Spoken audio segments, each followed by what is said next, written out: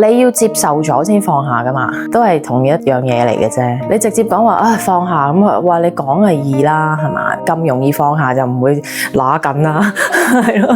咁但係你要接受咗，即係其實係自己去解咗你自己腦裏面或者心入邊嗰個結，或者嗰個疑團，或者嗰件事，你先至可以釋懷啦，放下啦咁樣。可能經歷多咗就會有呢個感覺，或者係接受咗嗰個定律就係會睇化咯，係咪？生老病死都係一個定律嚟嘅，每一個人都會經歷嘅事，係咪可以唔使睇到咁重咧？係好難嘅，但係咁都係要學嘅。如果唔係你次次咁樣越嚟越大嘅時候，身邊發生嘅事就會可能會多咗呢啲事發生嘅時候。如果你下下都咁樣，我諗我會頂唔順啦，係咯。咁所以都要慢慢去學習，去 tune 自己點樣去放輕心情去對待呢一件事咯。